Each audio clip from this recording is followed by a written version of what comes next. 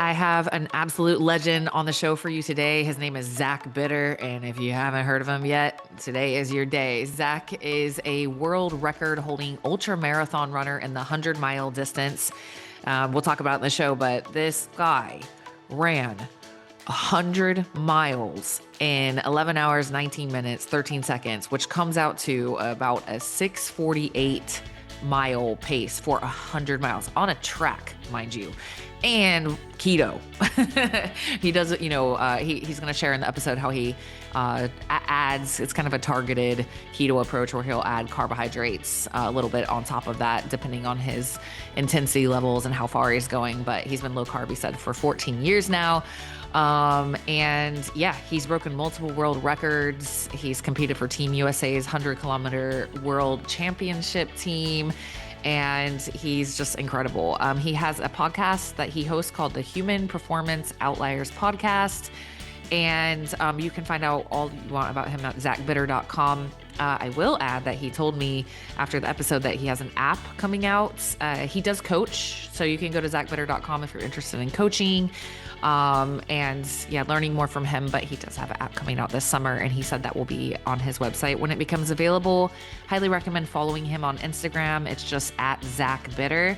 And yeah, in this episode, we got into everything from mindset to nutrition to training approaches to, his thoughts on shoes, which was really cool to hear from being in the industry for this long and seeing how things change and evolve. And one of the things I appreciate about Zach the most is just how genuine and real and humble he is. This episode is brought to you by Peluva. So Peluva, Peluva, those are Mark Sisson's new zero drop minimalist shoe with that distinctive 5-toe design.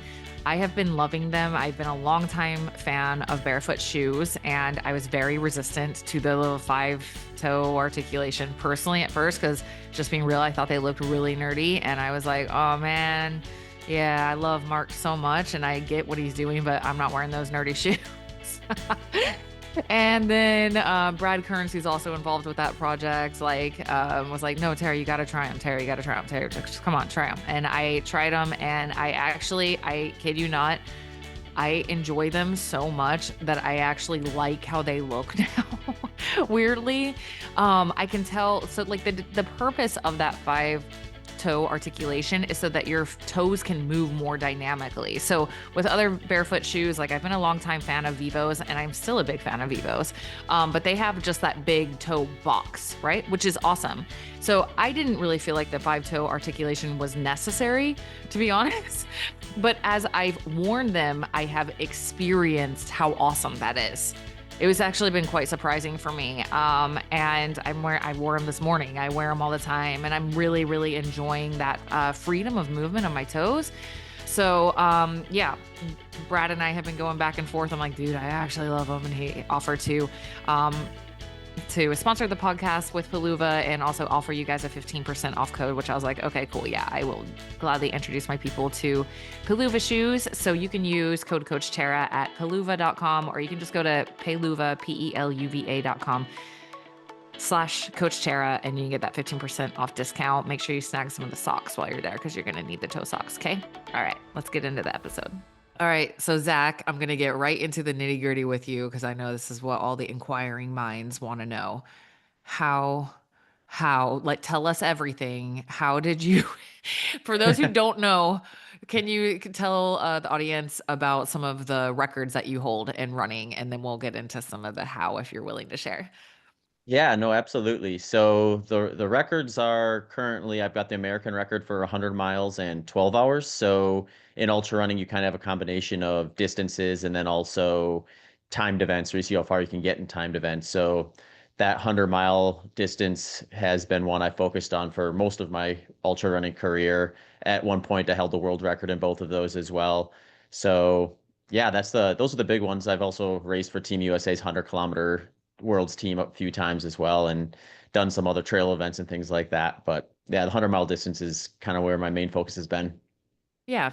Why not? Hey. Yeah. Okay. So, and you did this on a track, right? And this was something I wanted to clarify. Is this a standard size track that you did that on, or is it like a bigger loop? Yeah, no, it's a good question. It's normally a standard size track, like a 400 meter. They're oftentimes at like high school track facilities. The one I ran my fastest 100 in, though, was actually at the Olympic Training Facility in Milwaukee, Wisconsin. And they built that track around the speed skating rink there. So it's actually 443 meters. So you get a little bit of extra real estate per loop on that one. Okay. Okay. Pretty close though. How many times around does that come out to when you broke that record, made that record? For that track, I think it's 363 laps. For a normal track, it'd be 402 and a half laps. Okay. Okay. And it was 11 hours, 19 minutes, 13 seconds. Am I remembering that right? Correct, yeah. Okay. And the pace on that comes out to what, like was it 6:48? Is that right? Yeah. Yeah, just a pinch under that. Okay. Just under 6:48. Six guys, think about that. Probably a lot of people listening can't even do 1 mile at a 6:48 pace. 100 is crazy. And I heard you, I was listening to some of your other interviews and I heard you talking about how you actually feel like the marathon is tougher in some ways than the 100 miler, which I think is a little generous of you, but hey, we'll take your word for it. Because you were saying in your reason, this was on when you were on Joe Rogan, you were saying because you have to like really push, kind of pedal to the metal, and if you make one mistake, like it can really take you out on your performance. But like when I hear that you ran 100 miles at a 6:48 pace, like that, so that I'm curious what that experience is like for you. Do you feel like you're like running as fast as you can for a lot of that, or what does that feel like for you at that pace? Yeah, and it's a great question. And it's the way I describe it is like if you think of just intensities with running, there's sort of like three main ones if we're looking at like the aerobic intensity spectrum, which is basically where I'm operating in any of the races I do. And there's like if you want to simplify it, it's like easy, moderate, and hard. And then you can subdivide those into a bunch of zones, which a lot of people are probably familiar with, like zone one, zone two, three, four, five, and you can even get beyond that if you want to divide them up further. But the important parts of those crossover points between easy and moderate and hard. So for that pace I ran for 100 miles, I was just underneath that transition point from moderate or from easy to moderate. So it Hmm. feels Wow. pretty sustainable for most of it. And you have there's a lot of like mental fatigue, and then just you start noticing things when your mind starts kind of asking you why you're kind of doing what you're doing, Mhm. and perceived effort can shift a little bit within that framework. But as long as you're staying on top of fuel and hydration and stuff like that, it's a sustainable enough pace that you can do it for quite a while. And then it's just getting like specific enough with your training so you can stretch that out to be something that can last for like 12 hours in my case. So you're saying for you, you had trained yourself to a point you felt like you were just under moderate. You were still kind of running at easy pace. Okay, so let's talk Yeah. about that. All right, first of all, I've never actually known this about you. What is your trajectory like? Your background that got you to this. Were you running marathons and stuff? Did you run in high school, college? Like, how did you get to this 100 mile distance version of Zach? Because then that's going to lead me to like, okay, what was all of the preparation before then, and how does one get to the point where a 6:48 pace for 100 miles feels like they're still in the easy range? Okay, so let's start with a Yeah. little bit of your background. Yeah, there was some growth there. I mean, I think my first mile, the first time I actually did any running race was in sixth grade. We did the presidential physical fitness, and the mile was kind of the endurance portion of that test. And I think I ran like 7.5 minute pace. So I did manage to bring that down and then multiply it by 100 over the course of, I guess that would have been like 20 years or something like that between those two races. Um, but yeah, so I got interested in running in middle school basically just because I was better at that than I was at like the 100-meter dash and other sports and things like that. So that kind of intrigued me at the time. I was still like just really curious around sports. I love sports, so I played all of them basically through middle school and most of high school. It wasn't until my senior year of high school that I really gave running any sort of priority over anything else, Wow. and did some year-round training that year. Then I was decent. I mean, I wasn't great by any means. I wasn't like winning state or anything like that, but I was qualifying for state in like small school D3, track and cross country and stuff like that. So there was enough where I was like excited about it, knew I had some talent and enjoyed it enough. So when I went to college, I tried out for the track and cross country team, and there I sort of learned like what my peers were doing in high school were quite a bit more than I was. So I felt like I had some catching up to do, and basically spent most of my college running career, which was relatively short because I didn't do it the entire time. I did 3 years of cross country and 2 years of track and field, and sort of really learned about running and all the ins and outs of it, like what certain workouts do and which ones I enjoyed more than others and things like that. And that phase of my running career was basically when I kind of discovered like I really like the long run stuff. So we would do a pretty typical like training schedule where we'd have like a short interval type training session once per week and like a tempo or threshold session. And then we do a long run on the weekends and like, race on Saturday or something like that during the season. And if when I would kind of look at the training plan and things that we had coming up, I would always look forward to the long run the most. And that one always intrigued me. So after college, I was actually a little spent mentally on speed work. So I basically didn't really do any speed workouts for probably almost a year and just started building mileage and got up to the point where I was sustainably running about 100 miles per week. And I did jump into a few marathons, but I never really trained specifically for one to the degree that I would have liked to in terms of like really trying to execute that type of a race properly. And I intended to, but I ended up jumping in a 50 miler just because when I was looking for a race in the fall in 2010, I came across this 50-mile race that was in Wisconsin where I was living at the time. And I thought to myself, I was like, I think I was 24 and I'm like way too young to be running ultra marathons, but I'll try it. And then I won't do another one until I'm like 30 was my mindset back then. But I did it and I really loved it. So that following year, I did another one, and then I did two more within like 8 or 9 weeks of one another. And then I was kind of hooked on ultras. So to start 2012, I was basically training just for ultra marathons. Okay. What was it about it that you loved? I think it was a combination of it really leaned into race day intensity being more in line with the type of workout I liked the best. So like when I looked at like most of racing when you're getting into like Olympic distance stuff like 5Ks and 10Ks, I'd be racing a 5K like pretty close to like my VO2 max or like the Right. high end of that aerobic intensity spectrum. So like those are tough for me. Like they're definitely tough.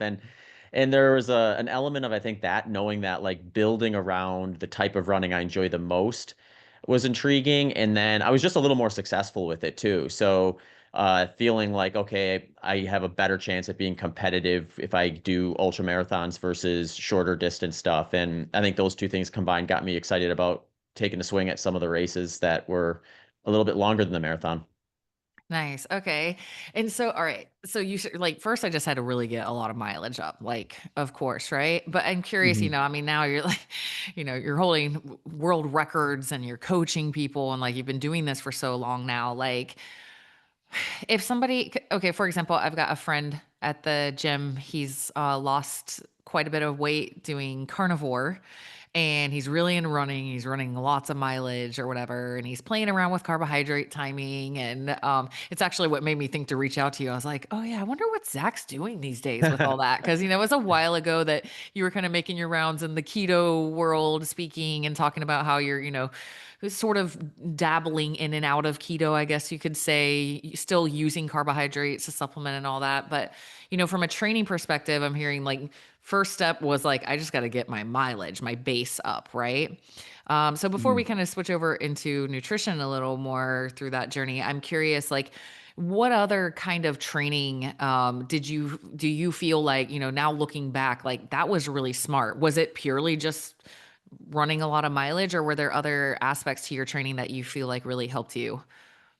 Yeah, absolutely. The layoff from speed work only lasted so long. That was something I probably leaned on a little bit of development for a while and then realized, okay, that's a component I need to kind of keep into the training. So even though my racing is low intensity, relatively speaking, there's still a lot of value in kind of pulling that system up with things that are a little bit faster. So usually the way I look at it is if I have a good foundation, which I usually just carry over from one year to the next for the most part, as long as I don't have any like long-term injury or something like that. So then I start doing kind of an approach where I'm doing least specific training inputs early. And then as I get closer to the goal race that I'm going to do, I start getting a lot more specific with like the pacing that I'm targeting from a primary standpoint. So that might look like a speed work development phase early on in my training where I'm doing like short intervals that are pinned to my pace at VO2 max or long intervals pinned to my pace at lactate threshold. And those being kind of the cornerstones of my training week, along with a more traditional long run. And then as I sort of move through that side of training and get closer to the race, I start backing off of that a little bit and just sort Mm, of lean on the development I acquired from that to try to maintain it versus build on it, and then spend mm. that additional training load capacity on just doing things like back-to-back long runs on the weekends or just building my volume up a little bit closer to kind of goal race pace. Smart. I'm curious, doing that ultra distance, like I'm curious your thoughts on, you know, tempo and biomechanics, any wisdom lessons that you have there for people in terms of like you're going to be putting that much mileage in. Like I'm at the point now, I used to run, right? I used to run, Mhm. um, not like you, but I ran Boston. I ran quite a bit for about 20 years of my life, and like, man, I had a lot of school of hard knocks kind of lessons, and I get to the point now where I'm like, I'm I fully admit like I'm a little scared of getting injured Yeah. at this point. So like, what are some things that you've learned in terms of the actual form and biomechanics and things like that that have helped you be able to withstand this much running? Yeah, and it's never perfect. I think, I mean, I've had my share of injuries as well, and it's just something where you try to manage them as best you can, but you do it long enough and you try to push to the outer limits of what you're capable of, and there's just going to be Right. something that you're probably going to have to deal with to some degree. So some of it's Right. just kind of navigating with like I do a fair bit more cross training now than I did earlier in my career when I was in my 20s and early 30s. I'm 39 now, so it's like there are some things I can't get away with that I could have probably 10 years ago. So sometimes it's like removing the impact from running and getting on a bike instead, but still getting that really good cardiovascular Mm, development from a different modality. Strength work and things like that, just to make sure that I'm staying more consistent with my form, and rather than it breaking down and having to rely on, you know, muscles that aren't necessarily intended, or of having your form fall apart and acquiring an injury because of that, and right. things of that nature. Yeah, and just kind of like, listening to your body a lot too, or knowing like, all right, I should probably shouldn't try to push through this, and Mhm. planning rest days accordingly for that. So, but yeah, it is one of those things where I think like if I were just running for purely health and fitness, I would reduce the volume and do more variety of other things most likely. Yeah. Okay. Let's talk about nutrition if you don't mind. Like, can Yeah. you give some context? Because when you did this, when you made these world records, that was like pretty actively during that phase of you really playing around with like dropping carbs and then kind of strategically putting them in, right? hmm Do you mind Yeah, sharing about that? I've been doing like a version of low carb for almost 14 years now. So yeah, all of my ultra running success has sort of come along with that framework. And it is varied in the sense that like if you look at kind of my train, I sort of described it where, I have like these different phases of training, whether it be off season or base development or speed work development and then ultra long run development and things like that. Mm, So what I usually try to do is I prioritize fat as the primary macronutrient, so that's always going to make up half or more of my intake. And then depending on what the workout intensity is, will usually dictate how high I'll bring my carbohydrates up. So if I'm doing something like short intervals, I might cluster a little more carbohydrate around that session. Whether But then if I'm taking like a rest day or an easy day or something where everything's pretty low intensity, then I'll maybe drop my carbohydrates down to even like ketogenic level lows. So um, it does have a little bit of like kind of ebb and flow to it, but it's generally speaking, I'm probably averaging around maybe 150 grams of carbohydrate a day in most cases. And that might look like 50 grams one day and 250 on another day, depending on mhm. what that training stimulus is. Wow, yeah. That's still really low if you're because like what's a, especially are you how active are you still putting in tons of miles right now? Are you still racing? You are? Yeah, yeah. So I mean, a pretty typical day, I'm probably gonna like consume in the neighborhood of 4,000 calories. So, when I'm getting up a little bit higher in my carbohydrate intake, it's still gonna be kind of relatively small compared to that energy load that I'm putting in for the day and then compared to the fat intake. So what's like a typical mileage? I mean, I know obviously it's going to be different depending on where you're at in your training, but maybe like low season, high season, what kind of mileage are you looking at daily, weekly? Yeah, so if I like zoom out and look at kind of like the average of the course of the year, I get pretty close to 100 miles per week on average, give or take, depending on kind of the year. Some are a little over that and some are a little under that. And then once you start looking at the different kind of inputs there, that might be as low as no running for a week after a big race or something like that. Mhm. Or, I've had training weeks where I've been consistently up around 150 miles per week at times too. And I've even done some 200-mile training weeks, which I wouldn't necessarily advise. I didn't find that to be. I feel like I found the margin of diminishing returns with that strategy. So, yeah, it gets to be pretty varied. But on any given day, I'm probably going to be running for a couple of hours at least, Mhm. and then I get to 100 miles pretty quickly at that point. Yeah, wow. Yeah, so that's like I'm just thinking calorically. It's like that's a lot of output. That's a lot Yeah. of output. But at the same time, like you're so adapted to that. You're saying, like, even in your world record winning race, you're like, oh, it was kind of like just under moderate intensity. I'm like, wow. Like, yeah. I mean, to put that in perspective, this is what you were saying on Joe's show. Like, that's 4 back-to-back sub 3-hour marathons. That is Yeah. unbelievable. Unbelievable. Yeah, I can see why I can definitely see why you went into this. You're like, you're the extreme pro version of what I used to say about myself as a runner. I'm like, I like to sprint. I think sprinting's fun. I suck at sprinting. Probably anyone in a public group who's like not even in shape can probably sprint faster than me. But if you give me long enough, I will beat you. If we run long enough, Yeah. I'll end up beating you. You're like the super, you're like, no, literally. Literally. You are the absolute number one champion of that. So I can see why you went into that. That's just it's a strength, right? Like you can sustain Yeah. for a long time. hmm Yeah, Yeah. thank you for sharing that. I'm curious, because you've coached many people, you've been in this world so long. Like what are some I don't know, common I don't want to say mistakes maybe, but things that hold people back when they're getting into these ultra endurance distances or even marathon distance. But what are some things that you see like, oh, that could probably really help people if they realized this? Yeah, I would say like before you get to like race day execution, just like kind of the order of operations of things. Because I think when people start putting their mind towards, okay, I'm running an ultra marathon, they start shifting towards, okay, I'm going to be running just a lot of slow stuff, and that should just be what I do. Whereas I think there's a ton of value in just developing yourself as a runner with all the different inputs of like the short intervals, the long intervals, and staying away from like these really long, ultra specific type long runs until you get further along in the plan. Because the way I look at it is if you really want to maximize every minute spent during your long runs when you're getting closer to the race, you're better off being very fit, relatively speaking, to your running when you're doing that. So every time you're out there doing that, you're just doing it at a higher quality. So I think people sometimes will think like maybe I shouldn't do speed work and just run a lot. Or the other thing I sometimes see is people will be on almost the other end of that spectrum and they'll be doing too much speed work near the end of the buildup when they should be spending some more of that time and more of that energy towards actually doing what they're going to be doing out there on the race course.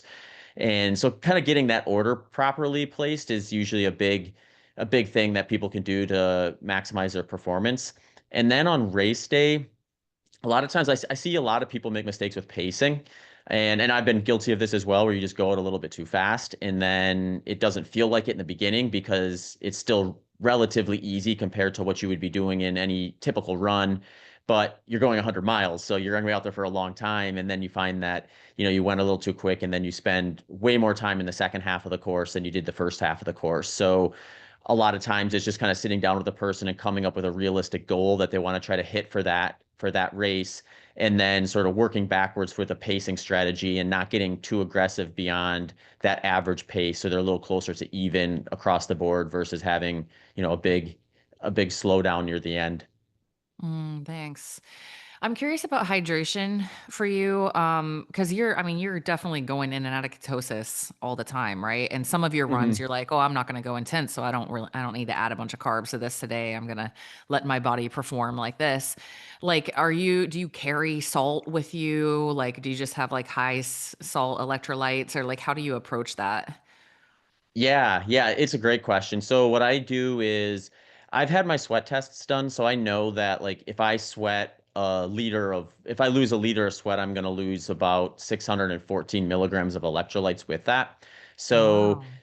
I've done this before where like I'll do an hour run in like just like maybe three different sort of temperatures, kind of like cool, moderate, and hot. And I'll get kind of a spread of like how much am I going to lose fluid wise in those different temperatures. So then I can sort of pin the electrolytes to the fluid replacement that I'm going to be targeting. So, Wow. sometimes that's as high as like a liter to a liter and a half per hour fluid, and sometimes it's as low as like 500 milliliters per hour if it's a really cool climate. So kind of knowing where your range is and then what your electrolyte loss is when you're losing sweat can kind of help you get that balance right. The easiest way, in my opinion, to probably do that is like have a lot of your hydration already pre-made or know that what you need for like every bottle gets this much electrolytes in it. And then if it's hot and you're drinking two or three of those bottles, it's already accounted for. If it's cool and you only go through half of one of those bottles, then it's still the right balance between electrolytes and fluid. Wow. I assume that being low carb for this long, like, really helps with not feeling quite as dependent on incoming food for energy. But I mean, when you're getting in 100 miles, this is like a Yeah. whole nother thing. So, like for example, when you set that world record, did you eat food in the middle? This is 11 hours. Like, what did that look like for you in terms of incoming energy?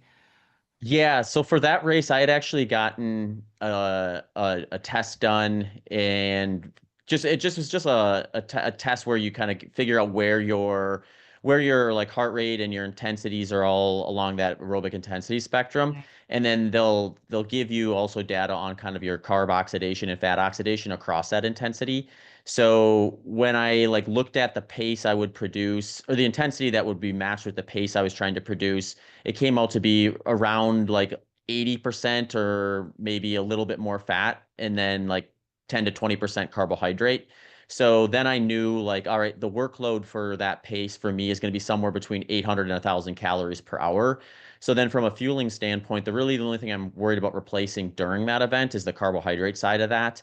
The fat is going to be like, even at absolute leanest, you're going to have enough body fat to get through a single event, and replacing it afterwards is important, but during it is just it's good. If anything, it's probably just going to cause a consequence of digestion. So there's no Mhm, reason, in my opinion, to really do a whole lot of that sort of mhm. input for if you're going longer than 12 hours. I think there's some value in adding a little bit more fats and proteins in there. But for that particular day, it was just like, okay, I know what I'm going to lose from a carbohydrate standpoint, and I'll replace that. So that came out to be like right around 40 grams of carbohydrate per hour. So I was doing that like in basically 30-minute intervals where I'd get like a bottle with roughly 20 grams of carbohydrate in it, and would just kind of sip on that for a few minutes and then just kind of rinse and repeat over the course of the day for the most part. Amazing. Yeah, it's like kind of we talk about test, don't guess a lot with like supplements and get some Yeah. labs done, find out. You're like, yeah, no, for real. Like I literally found out what I needed for real hmm and just did that. So that's awesome approach. Yeah. Well, and it's also one of those things where like regardless of what a person's diet is, whether they're like high carb, moderate carb, low carb, or strict ketogenic, you're going to have some balance of carbs to fats that you're metabolizing when you're out there running. And if you can just figure out kind of where you are on that, then it kind of the same process applies though. You're trying to replace the loss of carbohydrate and defend that because that's the side that could potentially get depleted. And I mean, there's been some interesting stuff because we've got so much data on moderate high carb endurance athletes because that's the kind of the standard approach for people and what was typically recommended to them. So what we don't have as much information on is like this data that I've collected on myself, which is like, well, how much carbohydrate should you take in if you're following a lower carbohydrate diet or a ketogenic diet? And we did just get a test or a study that came out in the last year that looked at ketogenic runners. So they were lower carbohydrate than I am. I think they were averaging around 50 grams of carbohydrate per day pretty consistently, even with their training. And they did some time to failure tests, and they found that that group, the ketogenic runners, actually improved their time to failure by, I believe it was like 25% with just a 10 gram of carbohydrate per hour input.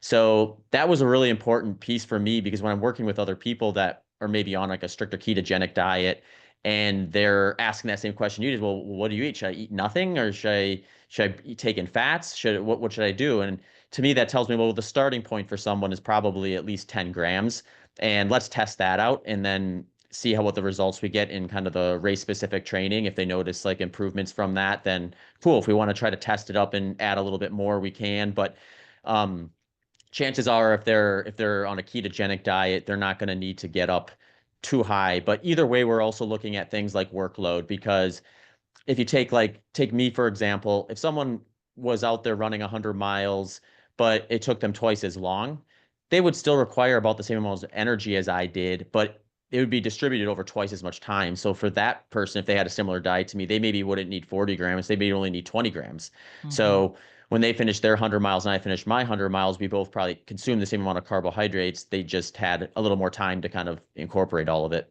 Yeah, I like that. Do you mind sharing your outlook on running shoes?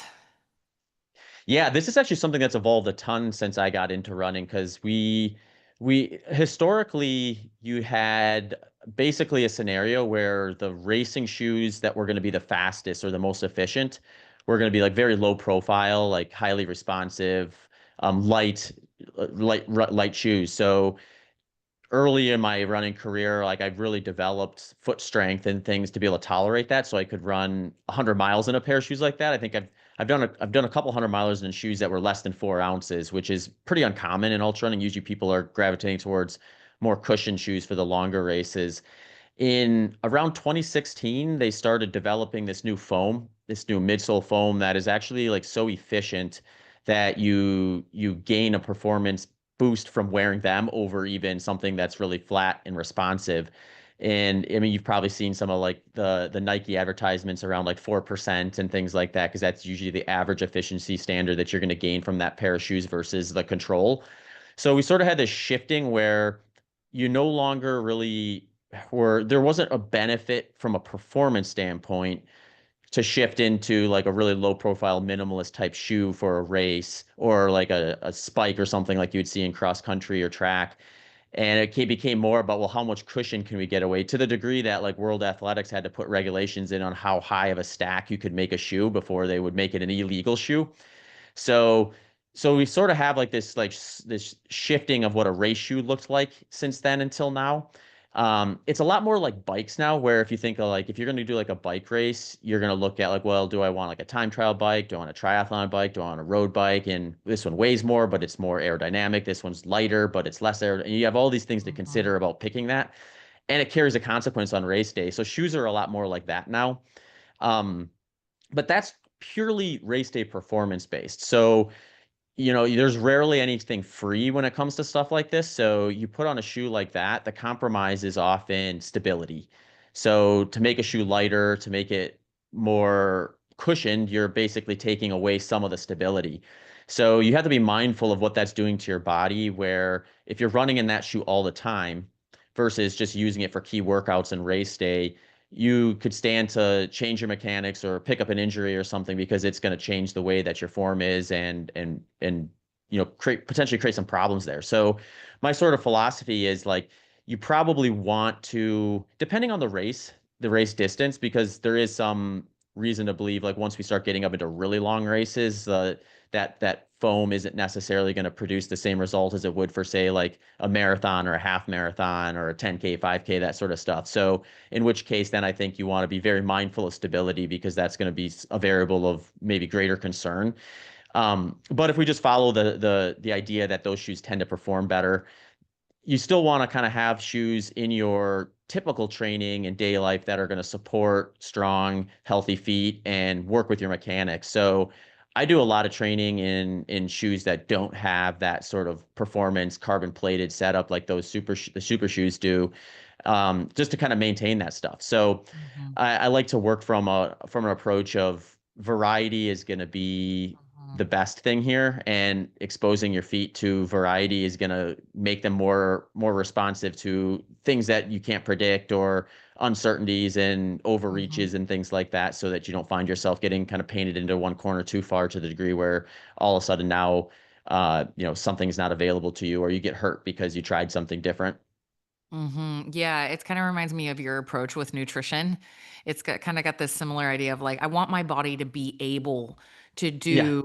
to perform in any way, shape, or form that it needs to. And I don't want to pigeonhole it into one mode all the time, because then there's going to be all these weaknesses and different things that it misses out on, right? So, Hmm. yeah, you're like shoe variation, diet variation, training variation. Yeah. Yeah. That's cool. I like it. Okay, I'm also just curious about mindset. I got to ask you, like when you're there on race morning, like where is your mind at? What do you access inside of yourself? Are you just like, well, see how I do? Or are you like locked in on the data, or like where are you at mentally when you're on race day? Yeah, I would say one thing that's usually front and center is I'm trying to kind of avoid my mind from trying to focus on just the grand of what I'm about to do. So like, you know that you're going to run 100 miles, and there's really no way to unpack that in a simple manner of just like, oh, okay, it's just, another day out on the, run, because it's just going to be longer than what you're typically used to. So I don't try to fight that. I try to look at it through the lens of where can I kind of make that look smaller or relate to it in a different way? So I'll usually be thinking about like, all right, I started the training for this race maybe 4 months ago, and I start kind of thinking of like all that went into that. And when you start Mm, kind of putting together that full piece, it really does kind of make the race look a little bit more relative to what you've actually been doing versus focusing too heavily on it. And it also, in my opinion, kind of builds confidence in that, like, you're sort of like reviewing the work that you did that prepared you for this. So it's kind of building confidence in that, okay, I did what I needed to do to execute yeah. this right. And here's all the evidence. So it's kind of like just Mm, reviewing that and thinking about that. And then the other side of it too is like, before I get into a race, I'm oftentimes breaking it up into categories the same way I would like if I had a project. If I had a project that was going to take me like, say, 2 weeks to finish, I would scaffold it out and think of it like, all right, this is what I want the end product to look like.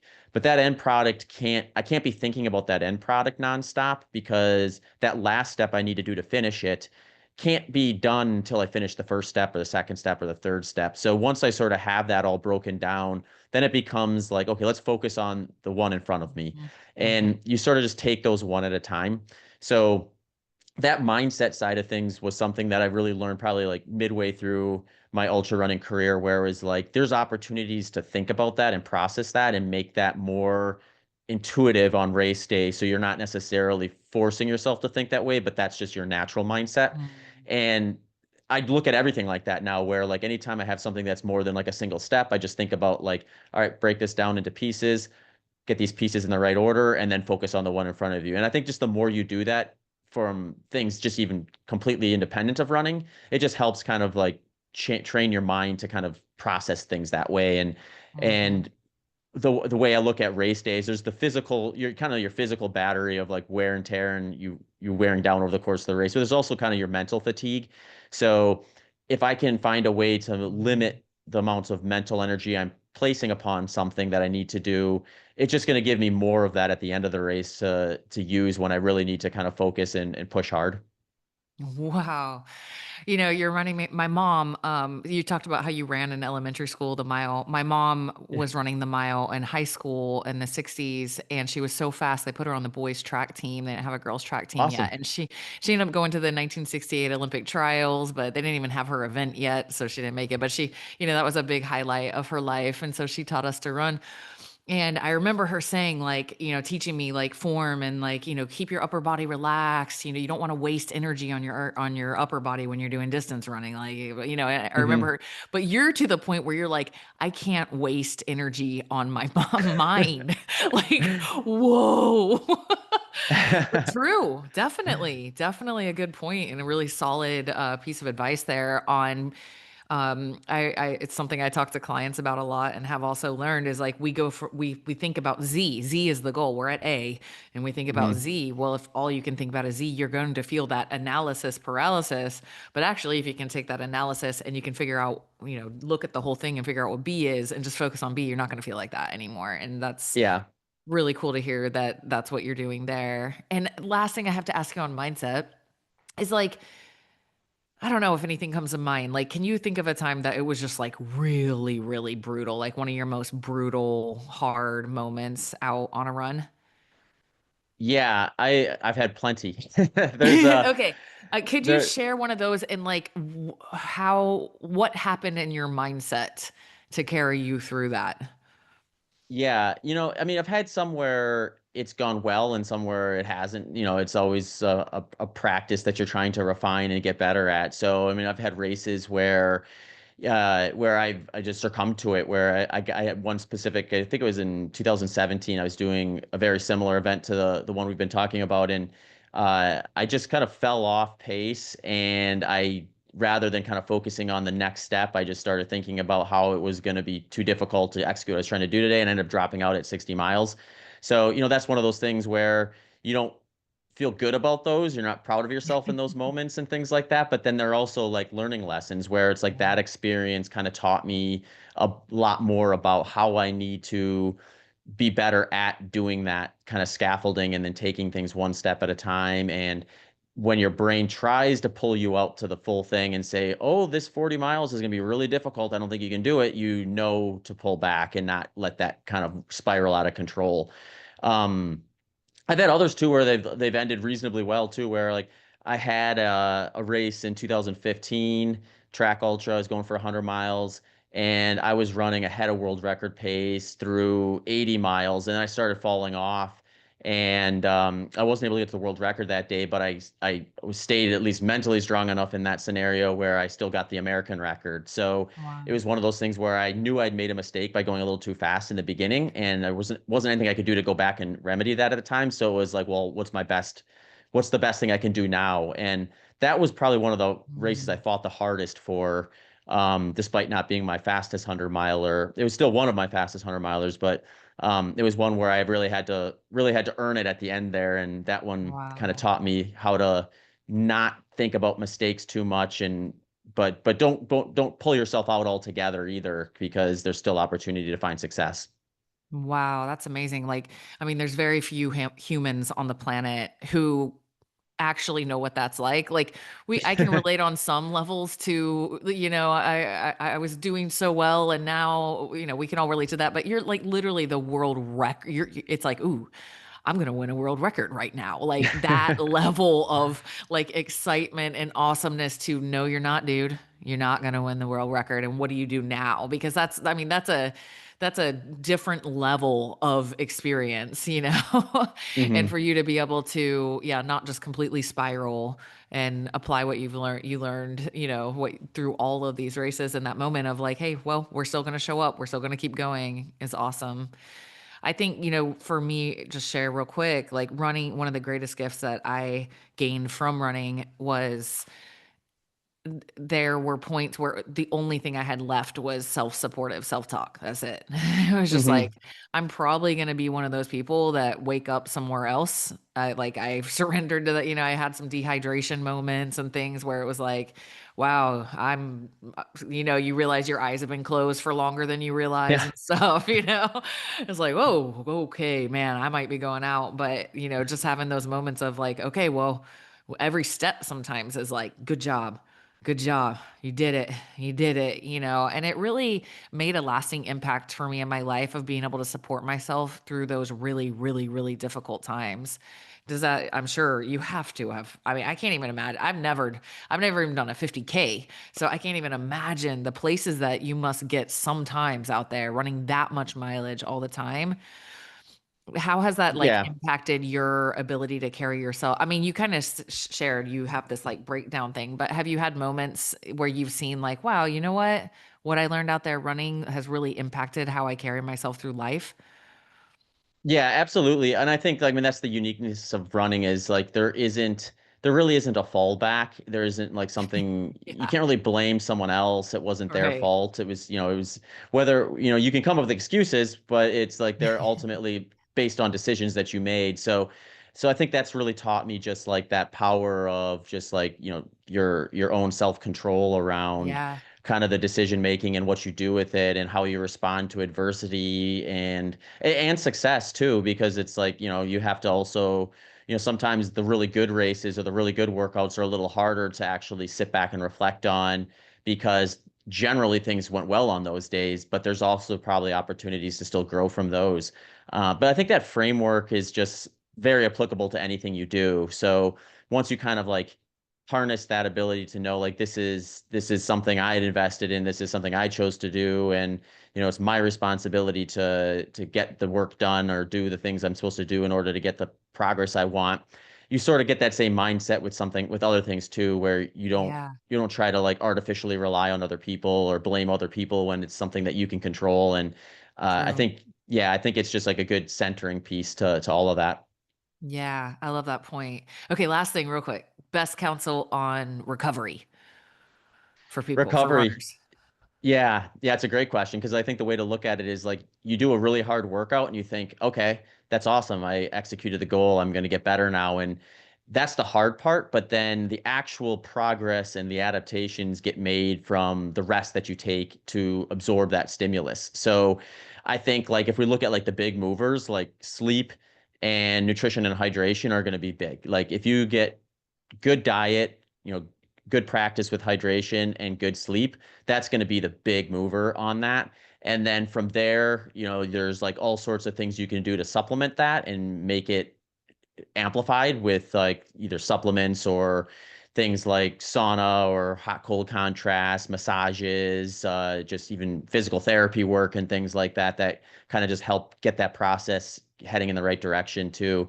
But ultimately, I think it's like you got to cool yourself down and just like rest and relax and let everything kind of catch back up. So if Hmm. you're if you're noticing that workouts are starting to kind of get gradually worse or you're stagnating, there's a good chance maybe you're overreaching a little bit and you're not catching that second half of the process, which is letting those workouts settle in and create the adaptation for them. Yeah, and eventually, you don't require as much recovery time from, like if I try Mhm. to do what you were doing right now, I would probably get stress fractures for sure. Like Yeah. just 1 week of trying to do it, I would have stress fractures.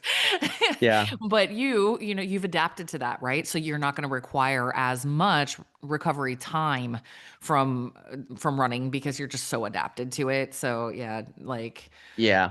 Or the other way to look at it is like the training load required to drive an adaptation that requires recovery is yeah, just gotten so much bigger than it was when I was in my teens or my early 20s, where now right. it's like the amount of work I have to do to drive a stimulus is a lot larger. So yeah, you just Right. change baseline essentially. Yep. Yep.